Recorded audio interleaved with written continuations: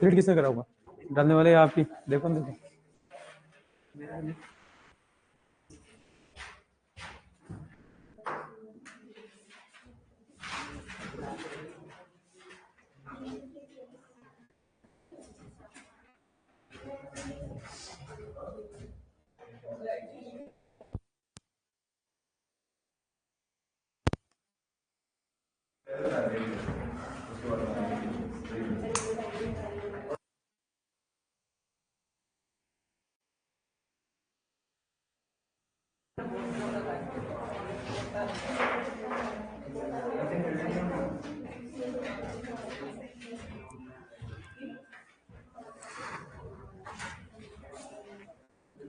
Good evening everyone. अरे सब ठीक है, हालचाल तुम्हारे बढ़िया हो? चलो, लास्ट जो अपना सतीश सर की क्लास आपके आगे वाली लग जाएगी, जो अपनी लगती है उसकी जगह रिप्लेस हो जाएगी शायद। ठीक है, तो अपना जो टेस्ट पेपर हुआ था इस लास्ट, यानी कि कल जो हुआ था, कल ही हुआ था, तो उसका पेपर अपन डिस्कस कर लेते हैं। सबसे पहला जो क्वेश्चन है, crossing over occurs in which stage of prophase first? किसमें होता है क्रॉसिंग ओवर? पेकाइटिन में। ठीक है, तो पेकाइटिन अपन यहां पर ध्यान रखेंगे। चार जो सब स्टेजेस है प्रोफेज के, आपकी 5 होती है, 4 लिखी हुई है।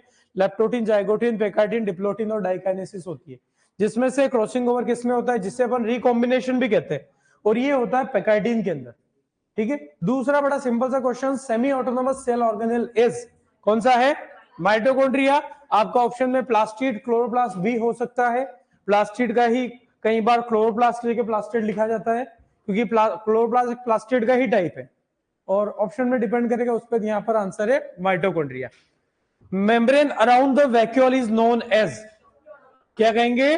टोनोप्लास्ट इसको अपन कहते हैं, जो मेम्ब्रेन आपको देखने को मिलेगी वैक्यूल। और the fluid inside the vacuole is called, the fluid inside the vacuole is called cell sap कहते हैं। ठीक है, क्या कहते हैं? Cell sap. दोनों ही क्वेश्चन वैक्यूल से इंपॉर्टेंट है, एग्जाम में अक्सर पूछे जाते हैं, ये तो कई बार आया है।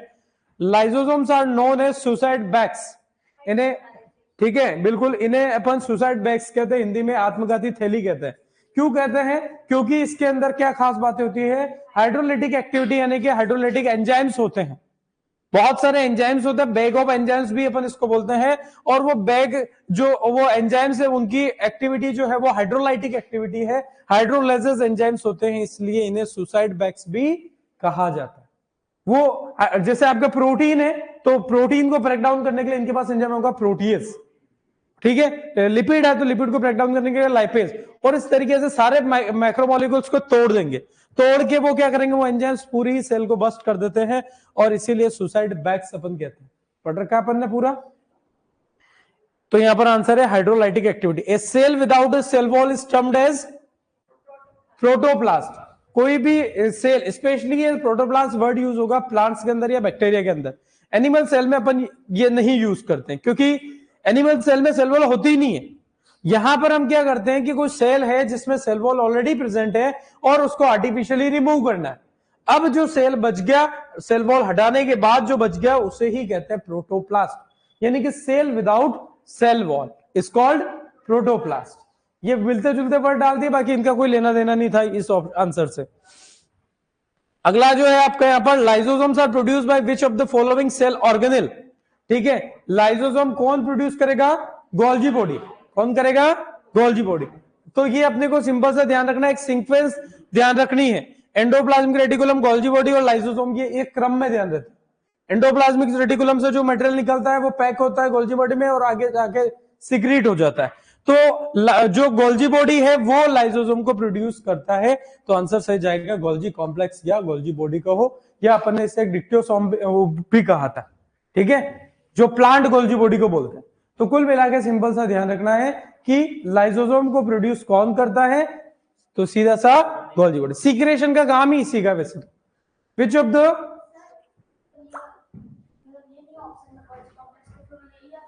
हाँ फिर आंसर ईआर चला जाएगा, पर वैसा ऐसा पूछेगा नहीं, क्योंकि सही आंसर गोल्जी बॉडी ही है, तो ऐसा कोई क्वेश्चन वो बनाएगा नहीं वैसे।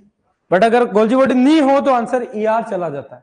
ठीक है, क्यों? ईआर एक्चुअली ये प्रोड्यूस तो नहीं कर सकता, क्योंकि वो ट्रांसपोर्ट का ही काम करता है, मटेरियल को ट्रांसपोर्ट करता है। एक्चुअली वो कोई भी किसी भी चीज को बनाना है, पैकेजिंग के बाद वो तैयार होता है और वो काम करता है गोल्जी बॉडी। इसलिए सही आंसर ही गोल्जी बॉडी। ऐसा कभी भी ये नहीं पूछेगा कि गोल्जी बॉडी ऑप्शन में से हटा दे। अगला है which one of the following organism does not have a cell. कौन सा ऐसा है जिसमें सेल नहीं होती है? किसमें नहीं होगी? वायरस में। Virus is a cellular organism. ठीक है, अपन आगे पढ़ेंगे भी। वायरस में कोई सेल नहीं होती है, एसेलुलर होता है।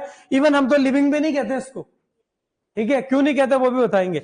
बैक्टीरिया, फंजी, एल्गी, फंजा, ये तो बड़ा सिंपल सा है कि कुल मिला के जो आपका 5 किंगडम क्लासिफिकेशन है या किसी भी क्लासिफिकेशन में वायरस को इंक्लूड नहीं किया गया क्योंकि वो लिविंग है ही नहीं। और लिविंग और नॉन लिविंग का अगर सिंपली जो डिफरेंशिएट करना है तो सबसे मेजर, ऐसा नहीं कोई अपन अलग अलग बोल देते हैं, लेकिन वास्तविक किसी को लिविंग कहना है, किसी को नॉन लिविंग कहना है, तो उसकी मेन चीज होती है उसके अंदर एंजाइम्स अगर प्रेजेंट है तो वो लिविंग है, अगर एंजाइम्स एब्सेंट है तो नॉन लिविंग है। वायरस में कोई एंजाइम नहीं होता है। बैक्टीरिया है तो उसमें सेल है, एंजाइम्स है, हर तरीके की चीजें होगी, प्रोटो साइटोप्लाज्म में सब कुछ। लेकिन वायरस में क्या होता है? वायरस में एक आपका जेनेटिक मटेरियल होता है और एक प्रोटीन का कोट होता है, उसके अलावा कुछ नहीं होता है। अंदर जेनेटिक मटेरियल आइदर डीएनए और RNA and that is surrounded by the protein coat that is called capsid. इतना सा होता है, उसके अलावा वायरस में कुछ भी नहीं होता है। वह कण है। वायरस क्या है? कण है। उसे आप क्रिस्टल फॉर्म में आप देखते हो तो कुल मिला के वायरस लिविंग होने का तो सवाल ही नहीं उठता। और जो मेन आंसर होता है वो किस लिए होता है कि वहां पर एंजाइम अगर किसी चीज में है तो लिविंग है, एंजाइम नहीं है तो नॉन लिविंग। आप बताओ सेल का कौन सा कंपोनेंट है जिसको अपन नॉन लिविंग कहते हैं? पढ़ा अपन, सेल वॉल। सेल वॉल को अपन कहते हैं डेड भी कहते हैं, नॉन लिविंग भी कहते हैं सेल वॉल को। वहां पर भी कोई एंजाइम नहीं होता, इसलिए वो डेड कहलाती। ध्यान रहेगा। उसके बाद अगला जो अपन ध्यान रखेंगे, सिंपल सा था ये तो question, which of the following is not a characteristic during mitosis in somatic cells. Somatic cell के माइटोसिस में कौन सी कैरेक्टरिस्टिक नहीं है? पहला, क्रोमोसोम मूवमेंट। क्या क्रोमोसोम मूवमेंट होता है? देखते हैं, सारे ऑप्शन करते हैं। फिर दूसरा बोला है क्रोमोसोम मूवमेंट आपको देखने को मिल जाएगा क्योंकि आपका पहले तो कंडेंसेशन होगा, फिर मेटाफेज प्लेट पे अरेंज होना, फिर सेंट्रोमेर से डिवाइड होके क्रोमेटिड का पोल्स पर जाना, यानी कि मूवमेंट तो होता है। सिनेप्सिस, सिनेप्सिस कब होता है? मियोसिस में होता है, माइटोसिस में नहीं होता है। जो सिनेप्सिस है वो पेयरिंग ऑफ होमोलोगस क्रोमोसोम्स है और ये होता है आपकी मियोसिस की प्रोफेस फर्स्ट की जाइगोटीन में। किसमें होता है? जाइगोटीन में, जिसे सिनेप्टोटीन भी हमने कहा था। क्यों कहा था? क्योंकि सिनेप्सिस वहां होता है यानी मियोसिस में, यानी कि फिर भी हम चारों ऑप्शन पढ़ेंगे, डाउट नहीं रखें। स्पिंडल फाइबर्स, स्पिंडल फाइबर्स तो चाहे माइटोसिस हो मियोसिस हो हमेशा होंगे ताकि वो मेटाफेज प्लेट पे जो क्रोमोसोम्स अरेंज है उनकी क्रोमेटिड या क्रोमोसोम्स को पोल पर ले जाया जा सके, ये हमेशा रहेंगे। डिसअपीयरेंस ऑफ न्यूक्लियोलस, न्यूक्लियोलस और न्यूक्लियर मेम्ब्रेन हमेशा प्रोफेज के एंड में डिसअपीयर होगी ही होगी। ठीक है, तो यानी कि यहां पर सही आंसर क्या है? बी, नॉट ए कैरेक्टरिस्टिक बोला था। At metaphase, chromosomes are attached to the spindle fibers by their, किससे अटैच होंगे? और कभी, अब यहां पर इस क्वेश्चन को स्पेसिफिक मैंने इसलिए बताया था, मैंने बोला भी था कि एक बार एग्जाम में मेरे खुद के गलत हुआ था। ठीक है, और उससे फर्स्ट से सेकंड रैंक का डिफरेंस था और मैंने इसीलिए, अगर यहां पर अभी देखो ऑप्शन में देखो काइनेटोकोर भी है और सेंट्रोमियर भी, काइनेटोकोर भी है और सेंट्रो, अगर ऑप्शन में काइनेटोकोर नहीं हुआ तो आंसर सेंट्रोमियर जाएगा। तो यहां पर क्या बोला क्वेश्चन में कि मेटाफेज पे जो क्रोमोसोम्स अरेंज होते हैं उन पर स्पिंडल फाइबर्स कहां अटैच होते हैं? तो सेंट्रोमियर वो पोर्शन जहां पर दो क्रोमेटिड, ये क्रोमोसोम का अपन अगर हॉरिजॉन्टली रखे इस तरीके से, ये सेंट्रोमियर पर अटैच्ड होगा, ये पहली क्रोमेटिड, ये दूसरी क्रोमेटिड, और यहां पर आपके फिर जो इन सेंट्रोमियर पे एक स्पेशल स्ट्रक्चर थी जिसे हमने कहा था काइनेटोकोर, मैंने कहा था खूंटा जिसपे आगे रस्सी बंधेगी, तो स्पिंडल फाइबर आके काइनेटोकोर पे जुड़ते हैं। जुड़ना सेंट्रोमियर पर ही है, सेंट्रोमियर की भी कौन सी स्ट्रक्चर? काइनेटोकोर। तो जब ऑप्शन में काइनेटोकोर नहीं होगा तो आंसर हम क्या देंगे? और सेंट्रोमियर भी नहीं हुआ और फिर होगा प्राइमरी कॉन्स्ट्रिक्शन, तो आंसर प्राइमरी कॉन्स्ट्रिक्शन भी वही होगा क्योंकि सेंट्रोमियर का ही दूसरा नाम क्या है? प्राइमरी कॉन्स्ट्रिक्शन होता है।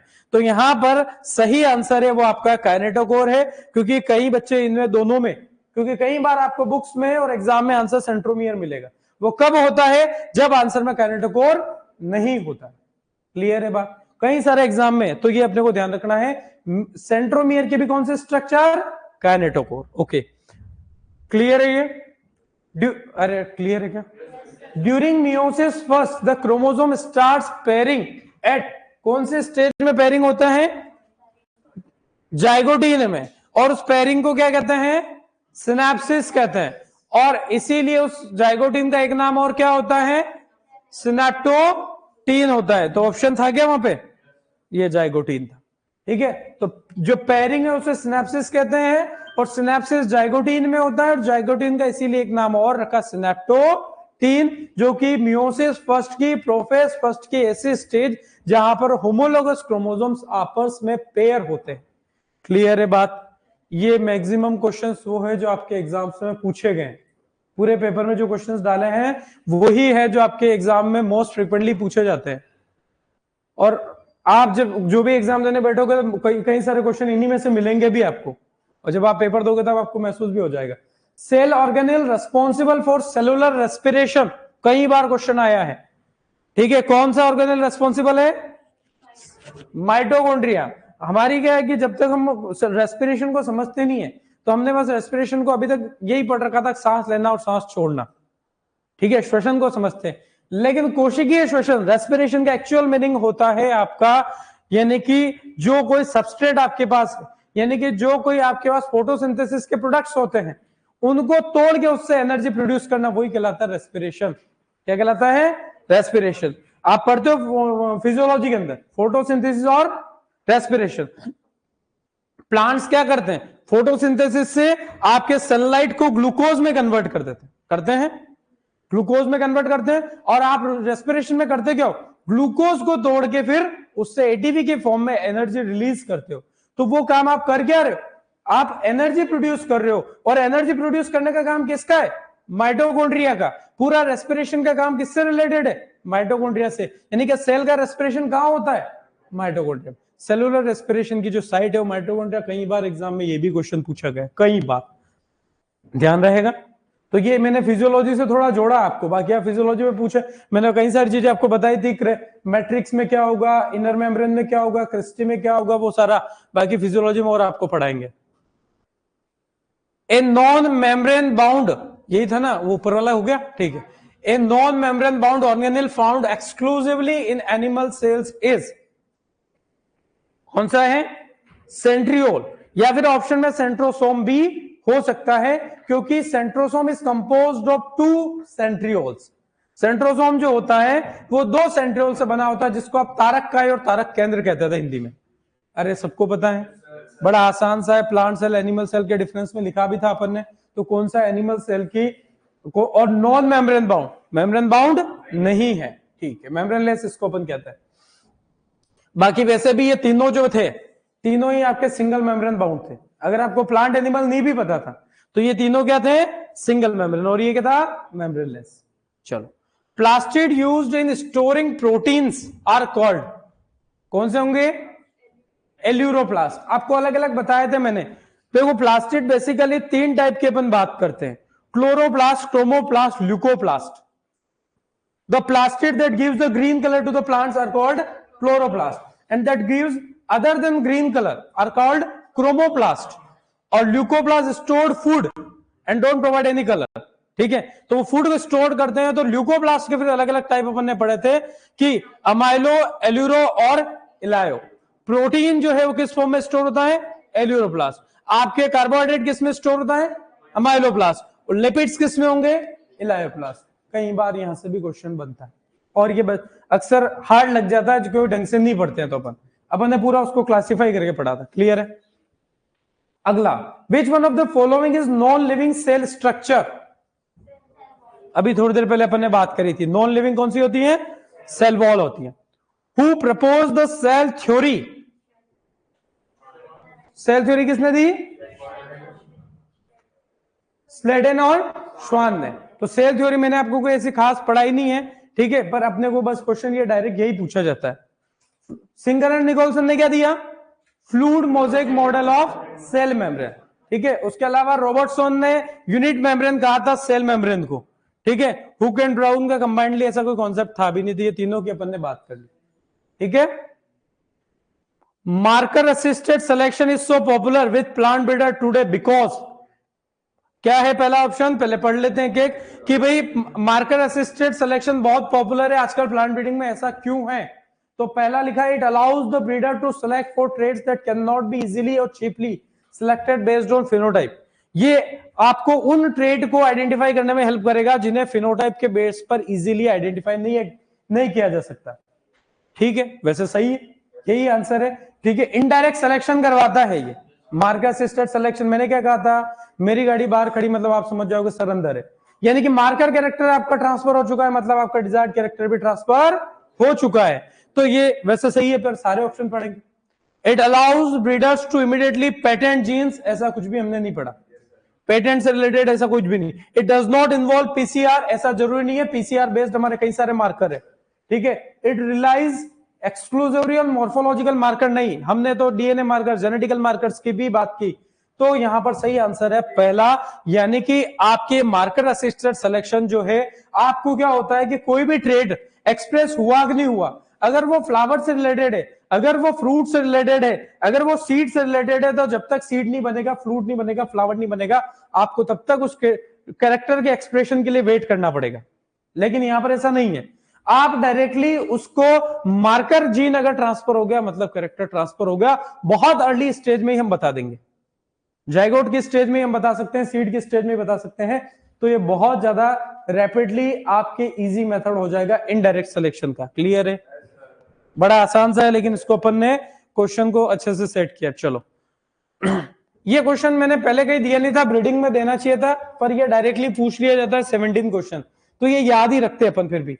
तो यहां पर लिखा है the PH1 pair locus in bread, sorry, the PH1 pairing locus in bread wheat is important because, ये कौन से पेयरिंग करवाता है या किस लिए इंपॉर्टेंट है? तो यहां पर पहला ऑप्शन दिया, it controls which bread wheat genotypes can be mated, it promotes pairing between homologous chromosome, it disrupts spindle formation during meiosis, it controls the production of gluten. सही आंसर है बी, क्या रहेगा? B, it promotes pairing between homologous chromosomes. Actually homologous chromosome यहां पर कहा जाए, या मैंने आपको एक पेयरिंग बताई थी पहले, एक होती है होमोलोगस, एक ऑटोसिंडेंसिस और एलोसिंडेंसिस बताया था आपको, मैंने बताया है। ठीक है, जहां पर एक ही स्पीसीज के जीनोम के बीच में पेयरिंग हो तो ऑटोसिंडेंसिस, और डिफरेंट के बीच में हो तो एलोसिंडेंसिस। होमोलोगस और होमियोलोगस ऐसा कुछ शायद अपन ने बोला है।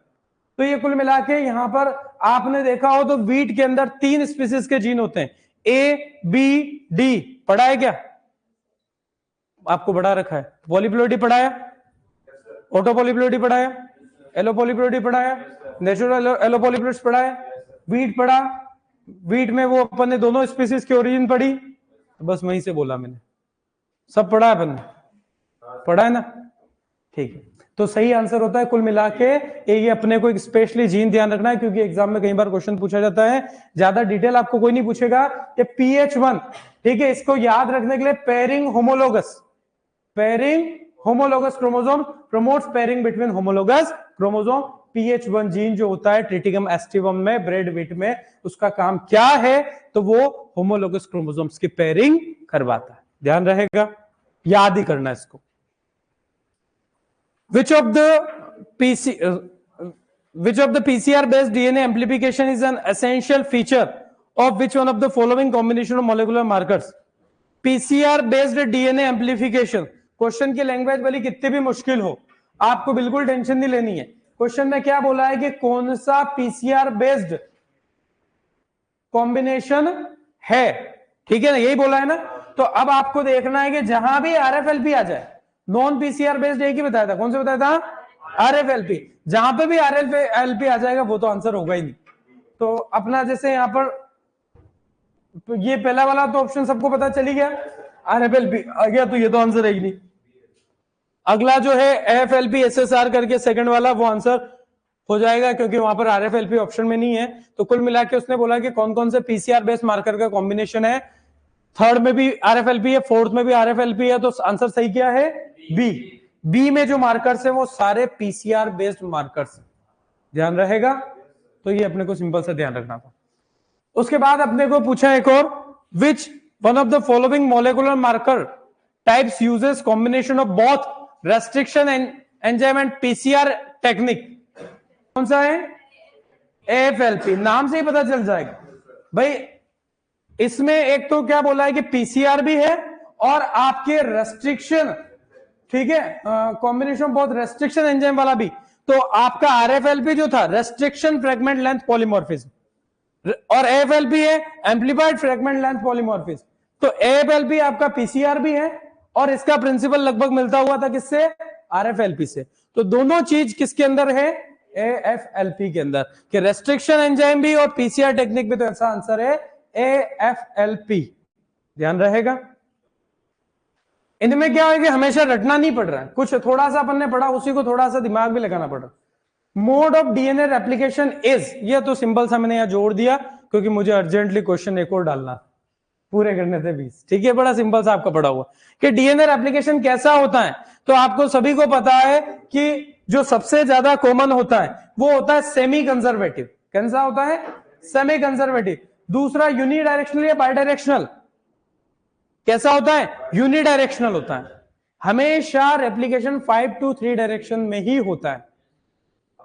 मैंने डीएनए नहीं पूछा, मैंने पूछा है कि रेप्लिकेशन कैसे होता है। तो सेमी कंजर्वेटिव का मतलब तो ये होता है कि नया डीएनए जो बनता है उसका एक स्ट्रैंड पेरेंटल होता है, एक न्यूली सिंथेसाइज्ड होता है। हर डीएनए जो नया बनेगा उसका एक स्ट्रैंड तो पेरेंटल होगा और एक न्यूली सिंथेसाइज्ड स्ट्रैंड होगा, यानी कि सेमी कंजर्वेटिव। दोनों नए हो तो वो कंजर्वेटिव कहलाता है। ये कैसा कहलाएगा? Semi conservative. दूसरा डीएनए रेप्लिकेशन हमेशा यूनिडायरेक्शनल होता है। रेप्लिकेशन, ट्रांसक्रिप्शन, ट्रांसलेशन सबकी एक ही डायरेक्शन मैंने आपको याद कराई थी, और डायरेक्शन कौन सी थी? 5 to 3 प्राइम डायरेक्शन 53 याद रखना। क्लियर है क्या बात? ठीक है, तो पेपर कैसा, ठीक था क्या? सारे क्वेश्चंस आपके कहीं ना कहीं अच्छे अच्छे एग्जाम्स में पूछे गए। तो कोशिश करिए कि आपके सेल बायो को अपन अच्छे से कवर भी करते हैं इसमें, और मार्कर के कुछ 2-3 क्वेश्चन और जोड़े मैंने।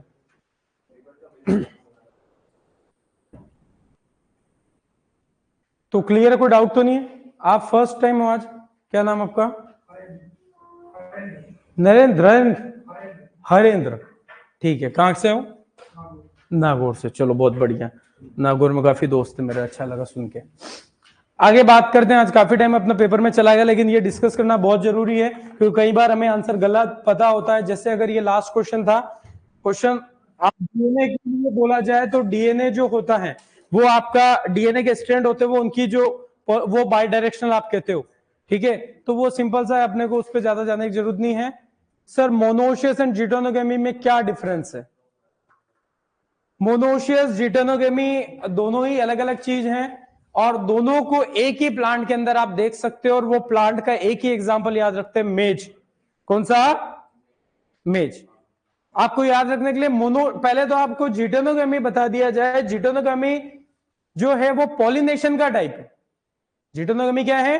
टाइप ऑफ पॉलिनेशन है। बेसिकली पॉलिनेशन दो ही टाइप का होता है, self pollination, cross pollination, autogamy और एलोगेमी। लेकिन एक स्पेशल टाइप और अपन कह देते हैं जिसको कहते हैं जिटोनोगेमी, जहां पर फ्लावर डिफरेंट होते हैं लेकिन जो पॉलिनेशन एक फ्लावर से दूसरे फ्लावर पे जाता है on the same plant, that is called geitonogamy. एक ही एग्जांपल याद रखते हैं, मेज।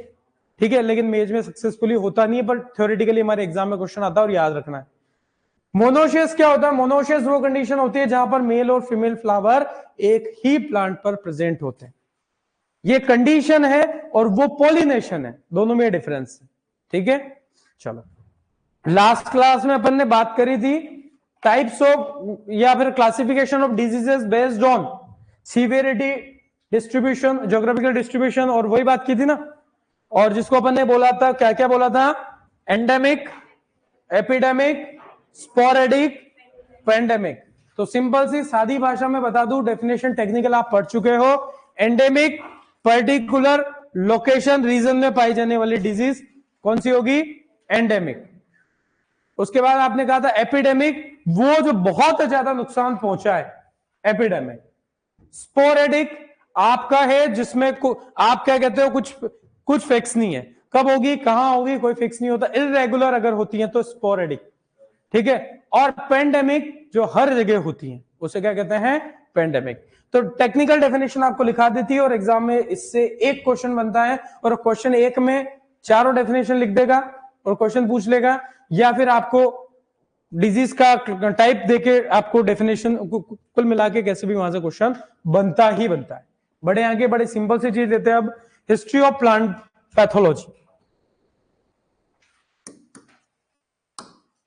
बड़ी आसान सी चीज है, तो अपन नोट करते हुए चलेंगे क्योंकि ज्यादा समझने वाला नहीं है, और जहां होगा अपन समझ लेंगे। हिस्ट्री ऑफ प्लांट पैथोलॉजी, आप जैसे ही प्लांट पैथोलॉजी की बात करते हो तो आपको सबसे पहला एक ही बात दिमाग में आता है कि जो सबसे पहला हमारे को इंसिडेंट सुनने में आता है वो है आयरिश फेमाइन।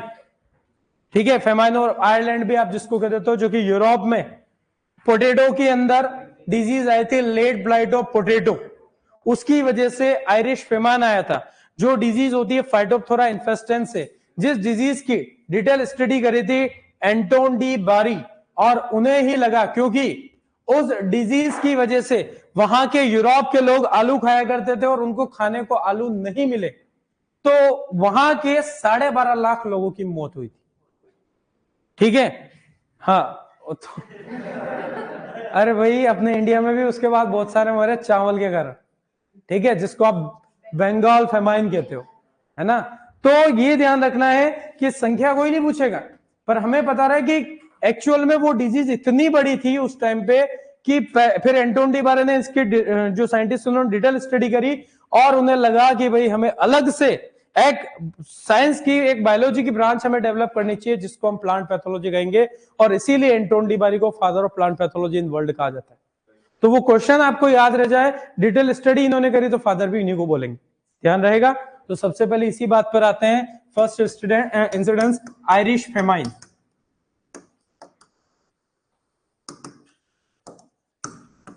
आयरिश दुर्भिक्ष भी कहते हैं हिंदी में, 1845 में है। ईयर ध्यान रखना है, एग्जाम में क्वेश्चन में पूछ लेते हैं। तो ये सिंपल सी बात किससे हुई, तो cause due to late blight of potato.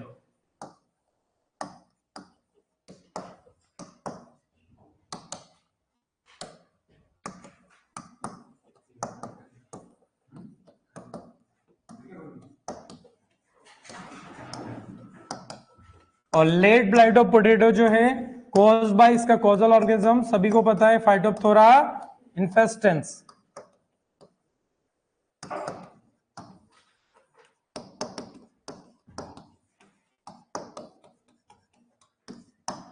ठीक है, तो साथ में इसका ऑर्डर भी ध्यान रख लेते, कई बार एग्जाम में क्वेश्चन पूछ ले कि फाइटोप्थोरा इन्फेस्टेंस का ऑर्डर क्या है, तो पर्नोस्पोरेल्स, अपन यहां पर इसका ऑर्डर ध्यान रखेंगे। ये आगे पीछे वैसे ही याद रखना ही है। तो ये जो काम की चीज है उसको साथ ही नोट करते हुए चलते हैं।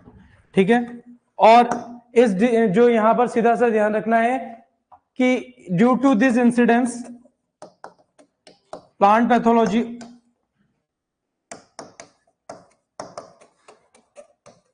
Branch of plant pathology originated, इसी डिजीज की वजह से।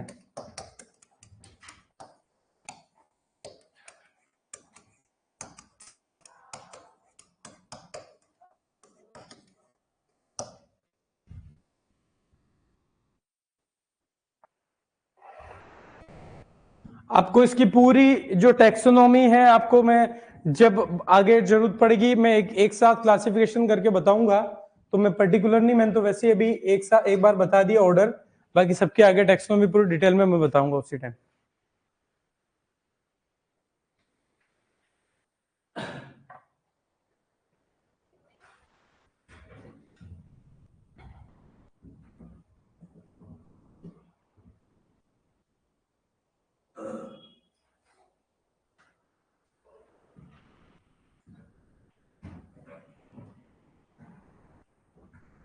कर लिया नोट सबने? चलो आगे बात करते हैं। अगला जो अपन यहां पर दूसरा इंसिडेंस ध्यान रखते हैं वो है coffee leaf rust. Coffee rust आपको मैंने बताया था एक क्वेश्चन पहले भी कि इंडिया में कौन से कंट्री से आई थी, श्रीलंका से। ये एग्जाम में अक्सर क्वेश्चन पूछा जाता है। इसका कॉजल ऑर्गेनिज्म भी कई बार पूछा गया है, हेमेलिया वेस्टाट्रिक्स या हेमेलिया वेस्टाट्रिकोला करके इसको पूरा नाम कहते हैं, ठीक है। तो ये एक्चुअली सबसे पहले तो अफ्रीका में रिपोर्ट हुई थी, लेकिन बाद में सिलोन में देखी गई, जो सिलोन फिलहाल श्रीलंका के अंदर माना जाता है, और उसके अगले ही साल हमारे इंडिया में भी ये डिजीज आ गई थी, ठीक है। क्योंकि अपनी कॉफी नॉर्मली कहाँ होती है, कर्नाटका वगैरह में, तो इजीली वहां श्रीलंका से ट्रांसमिट हुई थी डिजीज किसी न किसी तरीके से, और वो आपके आई थी। तो 2-3 चीजें उसकी भी ध्यान रख लेते हैं, तो क्वेश्चन वहां से पूछ लेते हैं। तो दूसरा जो अपन ध्यान रखेंगे, कॉफी लीफ रस्ट। ईयर जिनके इंपॉर्टेंट है उन्हीं के लिखेंगे, सबके नहीं लिखा रहा हूं।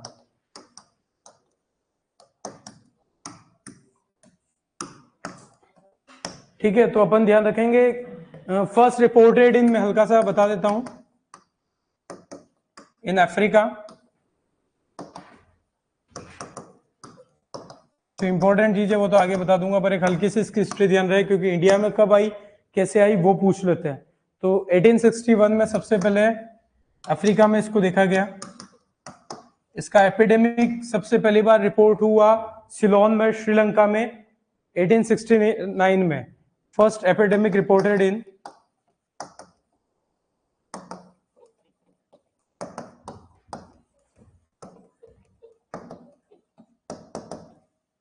1869 इन सिलोन, और सिलोन जो है वो अभी आता है श्रीलंका में। उस टाइम हो सकता है ये अलग से कहीं हो, ठीक है। और उसके अगले ही साल 1870 में इंडिया में इसकी इंट्रोडक्शन हो चुका था। In India it reported in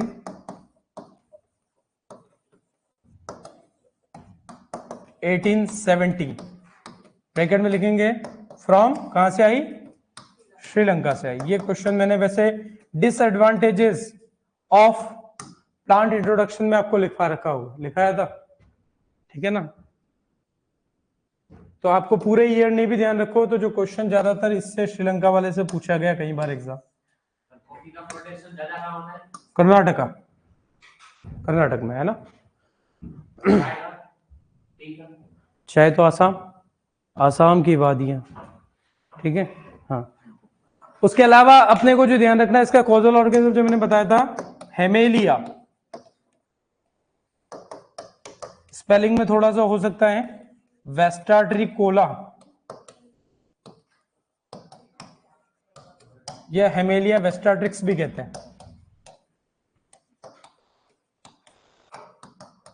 और रस्ट है तो इसका ऑर्डर होगा पक्सिनेल्स, चाहे नाम में पक्सिनिया नहीं आ रहा, लेकिन ऑर्डर कौन सा रहेगा, पक्सिनेल्स, क्योंकि रस्ट है।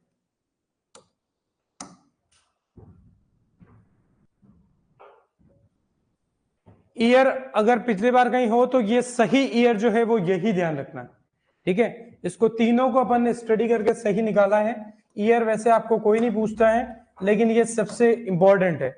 कई बार तो अफ्रीका का नाम ही नहीं लेते, लेकिन सही बात जो सबसे पहले अफ्रीका में देखी गई थी 61 में, सबसे ज्यादा एपिडेमिक बड़ा नुकसान पहुंचाया था वो सिलोन के अंदर 1869 में।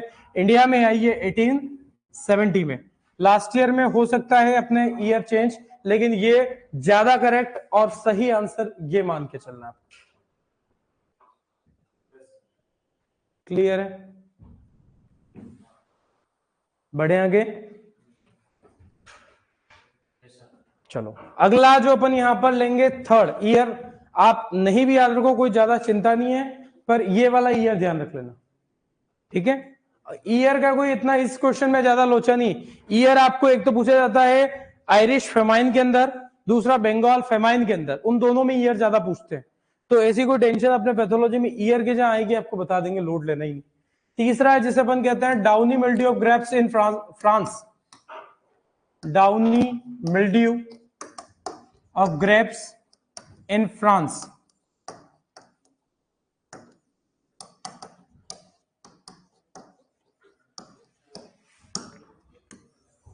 डाउनी मिल्ड्यू जो है ग्रेप्स के अंदर, इसका जो कॉजल ऑर्गेनिज्म है प्लाज्मापोरा विटिकोला, प्लाज्मापोरा विटिकोला।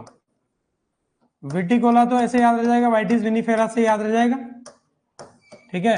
तो ये आपको ध्यान रखना, डाउनी मिल्ड्यू का एक जीनस जो होता है आपका वो प्लाज्मापोरा, बहुत और भी ढेर सारे मिलेंगे। उसके अलावा इसका एक ऑर्डर भी अपन ध्यान रख लेंगे, पर्नोस्पोरल्स ही ऑर्डर इसका है, पर्नोस्पोरेल्स। अब यहां से जो ज्यादा इंपॉर्टेंट क्वेश्चन आता है वो आता है बोर्डेक्स मिक्सचर का। बड़ा इजी सा है जो आप शुरू से पढ़ते आ रहे हो, ठीक है।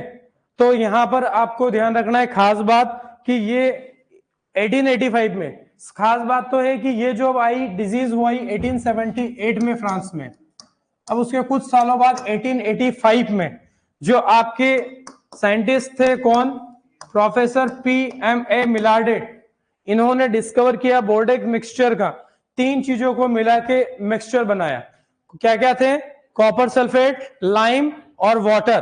5-5-50 का इन्होंने प्रोपोर्शन यूज किया, लेकिन ध्यान रखना है कि वो 5 पाउंड है, 5 पाउंड है, और तीसरा जो 50 गैलन है। तो आप यूं कहीं 50 लीटर लिख दे तो मत समझ जाना, तो उसकी यूनिट भी आपको लिखा दूंगा। तो in 1885 professor PMA मिलार्डे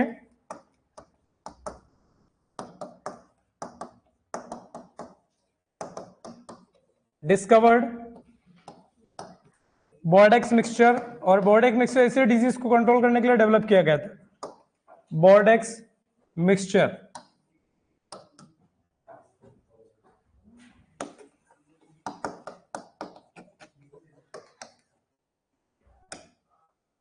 Bordeaux mixture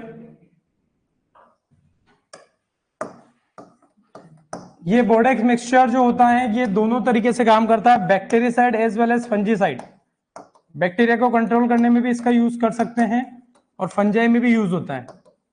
mainly fungicide की फॉर्म में यूज करते हैं, बैक्टीरियासाइड एंड फंजीसाइड दोनों तरीके काम करता है। और बोर्डेक्स मिक्सचर है किस किस का कॉम्बिनेशन है, तो ये 3 चीजों का अपन बोलते हैं, copper sulphate plus lime plus water, और जो रेशो है 5-5-50। ये आपके 5-5 तो है आपके पाउंड्स में, जो वेट है 5 पाउंड्स, और ये गैलन में यूनिट रहेगी। अब यहां पर हल्का सा बता देता हूं 1 पाउंड का वजन कितना होता है, आपको कोई नहीं पूछे लेकिन कभी ध्यान रहे। और 1 गैलन कितना होता है, कोई वेट नहीं पूछता लेकिन हल्का सा अपने को ध्यान रहना होना चाहिए कॉन्सेप्चुअली। तो 0.454 kg,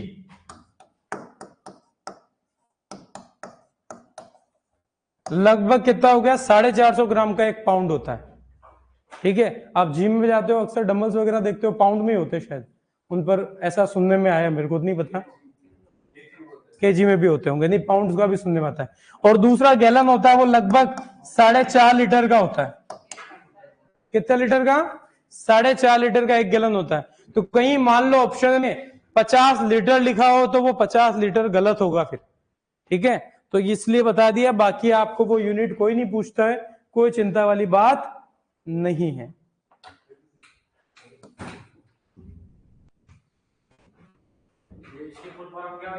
किसकी, बोर्डेक्स मिक्सचर ऊपर लिखा ना,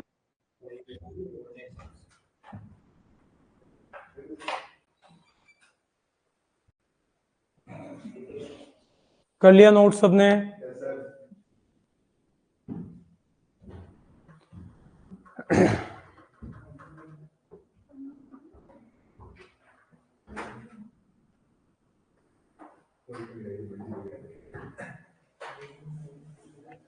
ईयर का वो जो भी पहले वाले आप बोल रहे हो ना कॉफी रस्ट का, वो अलग अलग बुक्स में अलग अलग मिलेगा, लेकिन इस बार जो मैंने लिखाया है वो बहुत ज्यादा हमने पूरा उसका पता करके सही आपको लिखवाया है।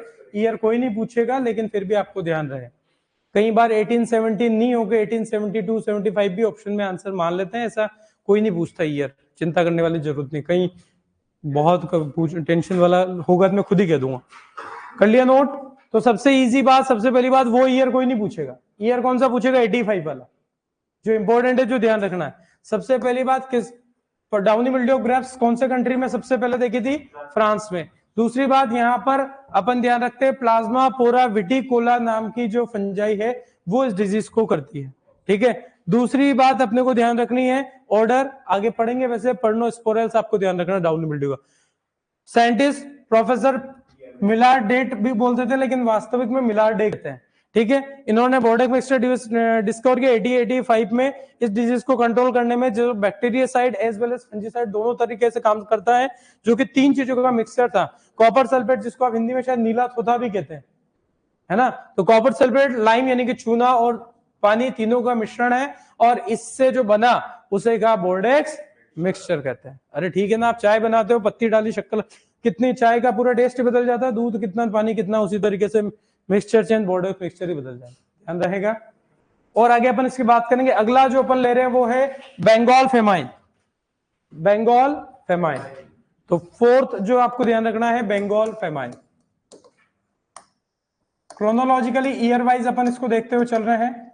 इसका भी ईयर पूछा गया, एक बार जेआरएफ का पेपर मैंने दिया था, आंसर है 1943 में ये हुआ था। अरे मैंने, जब मुझे याद है तो बता दूंगा, उसके बाद मैंने पेपर देने बंद कर दिए, ठीक है। उसके अलावा तो मैं वैसे ही क्वेश्चन आपके वही देते हैं हम टेस्ट में, जो अक्सर एग्जाम वगैरह में, क्योंकि आप सारे पेपर तक पहुंच नहीं पाते हो, तो हम उन सबको इधर ले आते हैं ताकि आपके एग्जाम में उन्हीं में से मिलते। ये हमेशा ध्यान रखना है कि आप किसी एग्जाम की, अगर अपने कॉम्पिटिटिव एग्जाम में आरपीएससी हो, कोई सी हो, जब आप अगर पुराने पेपर सोल्व कर ले तो मतलब आप 50% प्लस में चल रहे हो, आपका ऑटोमेटिकली हो जाएगा। इतना ये नोटिस ही नहीं करते बच्चे, ध्यान नहीं देते, पुराने पेपर इतने ज्यादा इंपॉर्टेंट। अरे भाई कौन से लैंग्वेज बदल देगा, ऑप्शन इधर उधर कर देगा, कोई इतनी फैक्ट्री थोड़ी नए क्वेश्चन बन जाएंगे, ठीक है। बनाना चाहेगा तो वो 10 क्वेश्चन नए बनाएगा पेपर में, बाकी कोई 10-20 से ज्यादा कभी, आप नोटिस करना, कभी नए क्वेश्चन नहीं मिलेंगे। 20 क्वेश्चन तो बहुत ज्यादा बोल रहा हूं मैं, नए क्वेश्चन, तो इसलिए कभी लोड नहीं लेना। तो जब सिलेबस पूरा हो जाएगा तब पुराने पेपर ही आपको लगाने रहेंगे, जहां से मिलेंगे वहां से लगाना, ठीक है ना।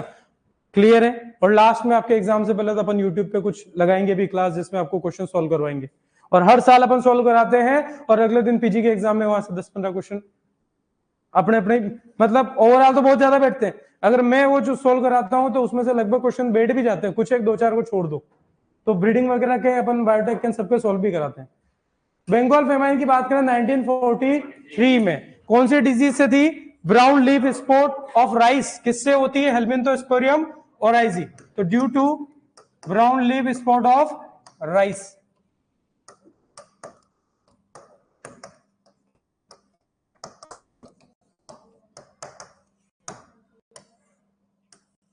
धान का भूरा पर्ण चित्ती रोग जिसको कह देते हैं, इसका कॉजल ऑर्गेनिज्म है आपका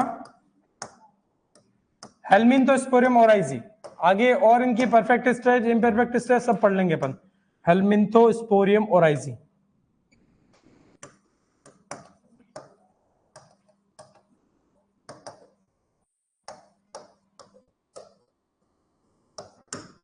ठीक है।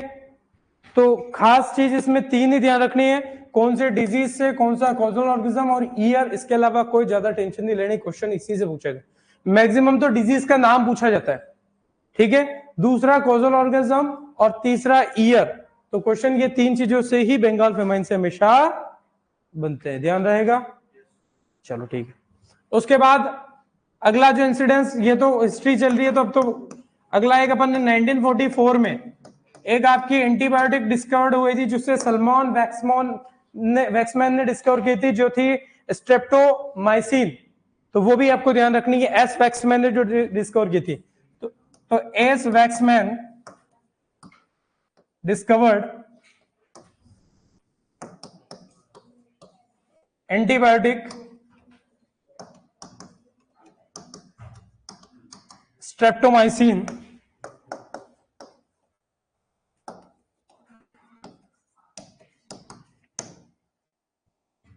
For controlling bacterial disease of plant. ध्यान रखना, जितने भी एंटीबायोटिक आपको, जैसे अब और भी एंटीबायोटिक की बात करेंगे, एग्रीमाइसिन, बैक्टीरियमाइसिन, बहुत सारी आगे बताएंगे।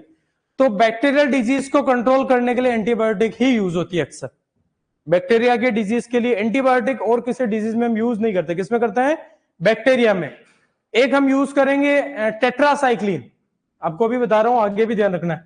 टेट्रासाइक्लिन हम यूज करते हैं फाइटोप्लाज्मा, ठीक है, या माइकोप्लाज्मा एमएलओ जिनको बोलते हैं, उन डिजीज को कंट्रोल करने में। जैसे आप बोलते हो सिसेम फाइलोइडी, ठीक है, लिटिल लीफ ऑफ ब्रिंजल, इनके लिए हम जो एंटीबायोटिक यूज करते हैं वो टेट्रासाइक्लिन यूज करेंगे। बाकी बैक्टीरियल डिजीजेस है, अक्सर उनके अंदर स्ट्रेप्टोमाइसिन, बैक्टीरियमाइसिन, एग्रीमाइसिन ऐसे नाम के एंटीबायोटिक अपन पढ़ेंगे। तो एंटीबायोटिक अक्सर अपन क्या यूज करते हैं, तो मैं एक बार यहां लिख देता हूं, फॉर कंट्रोलिंग बैक्टीरियल डिजीजेस। मैं एनिमल की कोई डिजीज की बात नहीं कर रहे, अपन बात कर रहे हैं प्लांट डिजीज की, तो हर बार नहीं बोलेंगे, for controlling plant bacterial plant disease कह देता हूं अभी तो, बाकी हमेशा सारी बात प्लांट के लिए ही चल रही है।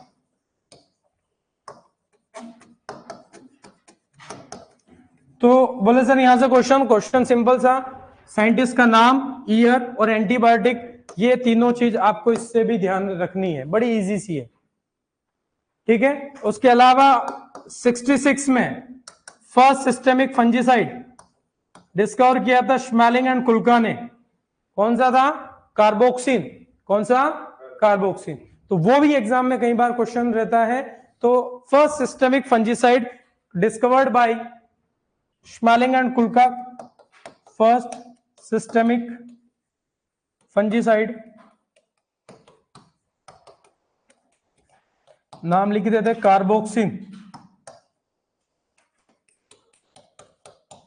डिस्कवर्ड बाय, साइंटिस्ट भी ध्यान रखने श्मेलिंग एंड कुल्का, और ईयर भी ध्यान रखना है।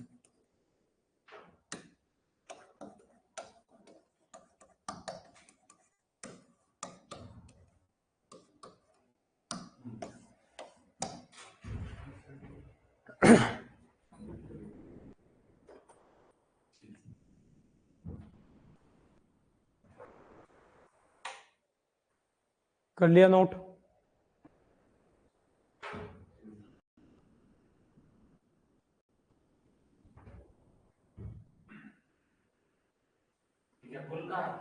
कुल्का, KULKA।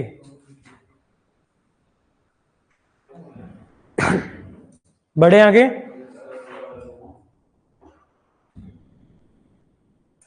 तो ये कुछ हिस्ट्री के लिए अपने को सीक्वेंस वाइज अपन ने बात करी, 1845 से स्टार्ट करके 1966 तक। जो इंपॉर्टेंट है वो चीजें अपने को यहाँ से ज्यादा लंबी चौड़ी कोई बात ध्यान रखनी नहीं है। क्वेश्चन जो है वो लगभग आपको पता भी है कि मैक्सिमम कहां से पूछे जाते हैं, ठीक है। बढ़े आगे, चलो। तो एग्जाम में ये कई बार पूछा गया, फर्स्ट सिस्टेमिक फंजीसाइड कौन सा है? कार्बोक्सिन। सभी को पता है। कॉन्टेक्ट और सिस्टेमिक आपने एंटोमोलॉजी पढ़ ली, सभी को पता होगा, ठीक है। सिस्टेमिक जो है पूरे प्लांट में पहुंच जाए, हिंदी में कहते हैं सर्वांगी। क्या कहते हैं? सर्वांगी, मतलब पादप के हर अंग में पहुंच जाए, वो सिस्टेमिक होता है। आपने लीफ पे स्प्रे किया तो अगर वो आपके सॉइल बोर्न डिजीज है तो वो रूट तक पहुंचना जैसे भी है वो उस तरीके से पूरे प्लांट में फैल जाता है। तो ये सिस्टेमिक फंजीसाइड सबसे पहला डिस्कवर हुआ था। अब कुछ अपन यहाँ पर देखते हैं इंपॉर्टेंट साइंटिस्ट जो अपन बहुत इनिशियली स्टेजेस से पढ़ते आ रहे हैं, तो वो अपने को यहाँ पर कुछ देखने, क्योंकि कई बार कंफ्यूजन रहता भी है। तो देखते हैं इंपॉर्टेंट साइंटिस्ट। किसी ने कमेंट में लिखा है सर विटावैक्स या प्लांट वैक्स, ठीक है। तो कार्बोक्सिन है जिसको विटावैक्स का ट्रेड नेम है, उसका मार्केट में विटावैक्स आता है, और प्लांट वैक्स ऑक्सीकार्बोक्सिन को बोल दिया जाता है, ठीक है। तो वो अपन आपको पूरा आगे बताएंगे जब उसकी फंजीसाइड के क्लासिफिकेशन की बात करेंगे तब, है ना। तो अपने को आगे ध्यान रखना है, जिसमें सबसे पहले साइंटिस्ट है एंटोन वॉन ल्यूवेनहॉक। पूरा नाम नहीं भी ध्यान रहे, ल्यूवेनहॉक ध्यान रखना है। ये वो साइंटिस्ट है, अगर सेल बायो से कनेक्ट करें तो सबसे पहले ही देखो सेल को डिस्कवर करने वाले साइंटिस्ट कौन थे? Robert Hooke. लेकिन रॉबर्ट हुक ने जो सेल डिस्कवर की थी वो डेड सेल थी, ठीक है। तो जो एक्चुअल में लिविंग सेल डिस्कवर करने वाले साइंटिस्ट तो है वो ल्यूवेनहॉक है, और उन्होंने ही जो सबसे पहले उस लिविंग सेल को डिस्कवर किया था वो एक बैक्टीरिया था, और बैक्टीरिया नाम उन्होंने नहीं दिया उस टाइम, उन्होंने उसे बोला था एनिमलक्यूल। क्या बोला था? एनिमलक्यूल, कि यार कोई जानवर जैसा है, कोई जंतु जैसा है जो ये आपके स्ट्रक्चर है, और वो बैक्टीरिया को सबसे पहले यानी कि फर्स्ट लिविंग सेल डिस्कवर करने वाले। लिविंग सेल का जब भी क्वेश्चन पूछा जाएगा केवल सेल बोला जाएगा रॉबर्ट हुक, लिविंग सेल बोला जाएगा तो ल्यूवेनहॉक ध्यान रखेंगे। तो डिस्कवर्ड फर्स्ट लिविंग सेल।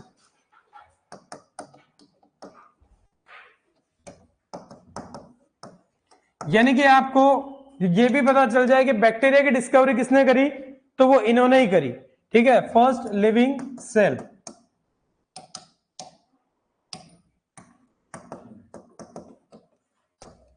और वो लिविंग सेल क्या थी?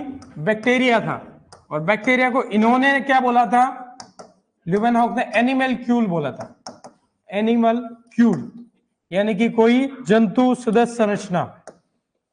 उस टाइम तक बैक्टीरिया को कोई जानते भी नहीं थे, ठीक है ना। दूसरी बात, इन्होंने पहला माइक्रोस्कोप भी इन्होंने डिस्कवर किया था, डिस्कवर्ड फर्स्ट माइक्रोस्कोप। इसीलिए इन्हें फादर ऑफ माइक्रोबायोलॉजी कहते हैं। कई बार आपको अलग अलग साइंटिस्ट के नाम मिलेंगे, लेकिन जो सही आंसर आपको देना है वो किसको देना है? ल्यूवेनहॉक को। इन्हें कई बार बैक्टीरियोलॉजी के लिखे कहते हैं, लेकिन हम बैक्टीरियोलॉजी के फादर ये नहीं है। कंफ्यूजन अलग अलग बुक्स ने, अलग अलग इंटरनेट ने गलत गलत मिसकंसेप्शन हो रखे हैं। नेट पे देखोगे कई सारे अलग अलग वेबसाइट अलग अलग आंसर देती है, लेकिन जो सही आंसर है उसी पर अपन जानना चाह रहे हैं, ठीक है। तो फादर ऑफ माइक्रोबायोलॉजी कौन है? Anton von Leeuwenhoek. कैसे ध्यान रखें अपन? माइक्रोस्कोप जिन्होंने डिस्कवर किया वही माइक्रोबायोलॉजी के फादर, तो हमारे लिए थोड़ा आसान हो जाएगा। तो तीन चीजें कम से कम अपन इनके लिए ध्यान रखेंगे एंटोन वॉन ल्यूवेनहॉक के लिए। कर लिया नोट? ये क्लास कितनी बजे खत्म होती है? 6 बजे होती है ना? ओके, नहीं मेरे को 50 का ध्यान था, इसलिए 4:50 का टाइम तो नहीं था ना इसका स्टार्टिंग का? 5:50 का स्टार्टिंग था क्या? अपने पास टाइम है, कोई दिक्कत, 6 बजे तक लेंगे, ठीक है। तो यहाँ पर दूसरे जो साइंटिस्ट है, बड़ा सिंपल सा यार, इंटरेस्टिंग टॉपिक। दूसरे जाने पहचाने आपके दोस्त एंटोन डी बारी, ठीक है, उदयपुर वाले तो दे बारी भी कह सकते हैं, ठीक है। तो दूसरे साइंटिस्ट हैं एंटोन डी बारी। ये कर लिया नोट सबने? चलो ठीक है। उसके बारे उनके बारे में अपन काफी सारी चीज पढ़ चुके हैं और उन्हीं को अपन लिख रहे हैं, एंटोन डी बारी। कौन? एंटोन एंटोन कौन? कौन? नहीं नहीं नहीं, अरे यार, अब अपने भी अब इतने सारे अब जैसे कोई चौधरी मेरे वाला भी लगा रहा है, कोई चौधरी जाट भी लगा रहा है, सब भाई है और क्या, ठीक है। कोई भी इनकी इच्छा हो, एंटोन लगाओ ना पॉल लगाओ, इनकी मर्जी हो, ठीक है। दूसरी बात, एंटोन डी बारी को आप क्या कहते हो? ध्यान से, आवाज नहीं। Father of plant pathology in world, father of plant pathology in world. भाई वर्ल्ड नहीं भी बोला जाए तो भी प्लांट पैथोलॉजी के फादर कौन है? यही रहेंगे। जब तक इंडिया का नाम नहीं लिया जाए, इंडिया के फादर हम किसी को भी क्वेश्चन में आंसर नहीं देंगे, ठीक है। दूसरी बात अपने को ध्यान रखना है, father of experimental plant pathology, वो भी यही है, father of experimental plant pathology. कोई खास बात नहीं है, अलग से कोई साइंटिस्ट बताया नहीं है, तो अलग से याद करने की टेंशन भी नहीं है। एक्सपेरिमेंटल प्लांट पैथोलॉजी, वर्ल्ड का हो, इंडिया का तो जब तक बोले नहीं नाम लेना ही नहीं, ठीक है। इंडिया का जब कहा जाएगा तो उसके लिए अपन स्पेसिफिकली कह भी देंगे। दूसरी बात ध्यान रखेंगे कि इन्होंने कौन सी डिजीज की डिटेल स्टडी की थी? Detailed study of late blight of potato, detailed study of late blight of potato.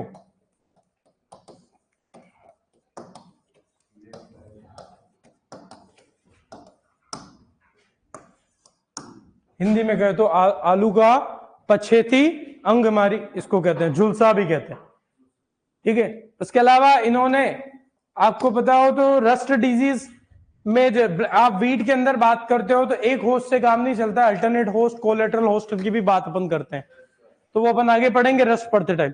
कुल मिला के इन्होंने वीट की रस्ट का हिट्रोशियस नेचर को बताया। हिट्रोशियस नेचर यानी कि दो तरीके की रस्ट अपन कहते हैं, ओटोशियस और हिट्रोशियस। अगर किसी रस्ट को एक ही पैथोजन पर अपना, उस रस्ट के पैथोजन का लाइफ साइकिल अगर कंप्लीट हो जाए एक ही होस्ट पर, तो उसे ओटोशियस कहा जाता है। और अगर पैथोजन को अपना लाइफ साइकिल कंप्लीट करने के लिए दो या दो से ज्यादा होस्ट की अगर रिक्वायरमेंट हो तो उसे हिट्रोशियस कहते हैं। तो ऐसा नेचर ब्लैक स्टेम रस्ट का देखने वाले साइंटिस्ट कौन थे? एंटोन डी बारी। तो डिस्कवर्ड हिट्रोशियस नेचर ऑफ, ये भी एग्जाम में क्वेश्चन पूछा जाता है, डिस्कवर्ड हिट्रोशियस, डेफिनेशन आगे लिखवाएंगे आपको वीट के रस्ट में।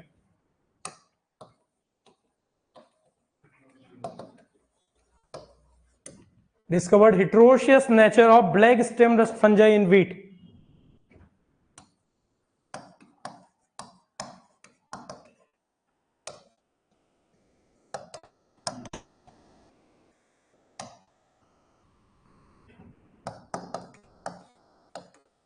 उसके अलावा हमने जो कुछ टर्म्स पढ़े हैं, हमने पढ़ा है बायोट्रॉप्स, हमने पढ़ा है फैकल्टेटिव सेप्रोफाइट, हमने पढ़ा फैकल्टेटिव पैरासाइट। वो तीनों ही टर्म किसने दिए? इन्होंने ही दिए। तो बायोट्रॉप्स यानी कि जिन्हें हम क्या कहते हैं, पैरासाइट भी कहते हैं। ये टर्म्स देने वाले साइंटिस्ट भी एंटोन डी बारी ही है। फैकल्टेटिव पैरासाइट और फैकल्टेटिव सेप्रोफाइट।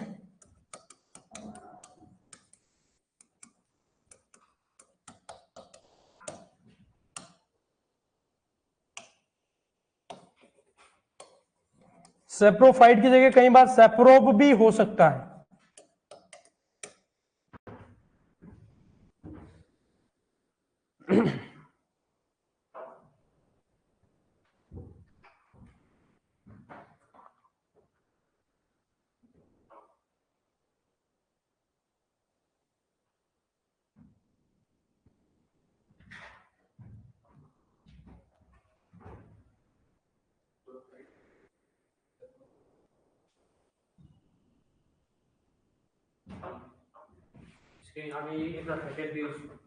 हाँ, फैकल्टेटिव सेप्रोफाइट, स्पोरोफाइट नहीं।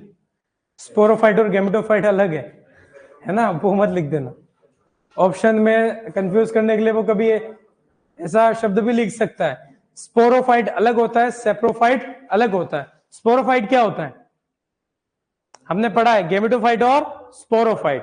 ठीक है, ये आपको वैसे स्पेशली डिटेल में टैक्सोनॉमी में बताते हैं। लेकिन जो हमारा प्लांट होता है एंजियोस्पर्म, ठीक है, उनकी कंप्लीट बॉडी स्पोरोफाइट है, जिसमें डिप्लॉइड सेल्स होती है। हैप्लॉइड सेल्स जहां पर है वो गैमेटोफाइट है। क्या है? गैमेटोफाइट है। तो वो आपको पता होना चाहिए। अगले जो साइंटिस्ट है, सिंपल से दो ही बात जिनकी बताएंगे, वो है पीए मिचेली या माइकेली, हिंदी में बोलते हैं। कर लिया नोट सबने? ठीक है, तो ये टर्म्स ध्यान रखना है किसने कौन से दिए थे। तीसरे है पीए मिचेली या पीए माइकेली। इन्हें हम क्या कहते हैं? Father of mycology.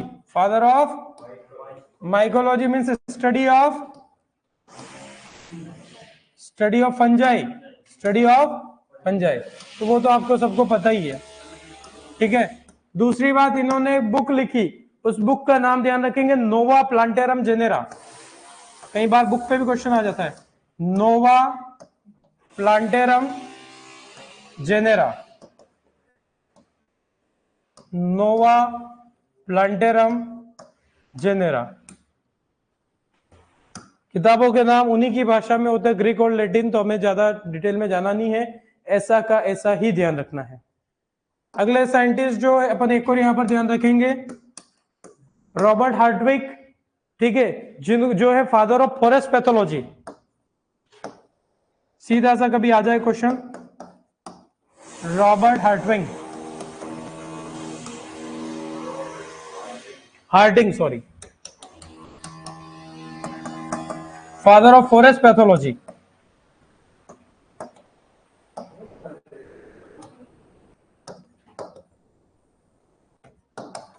ज्यादा पॉपुलर तो नहीं है, पर एक आध बार इसके क्वेश्चन पूछे गए हैं। अक्सर इसका जेआरएफ में पूछते हैं, जहां पर पैथोलॉजी को थोड़ा डिटेल में ले जाना होता है।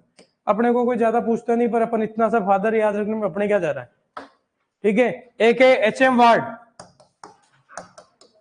ठीक है, HM. Ward, father of tropical plant pathology. Tropical plant pathology, HM. Ward. और इससे आगे की बात अगली क्लास में। Thank you. सिंपल ही है, बस याद करना है।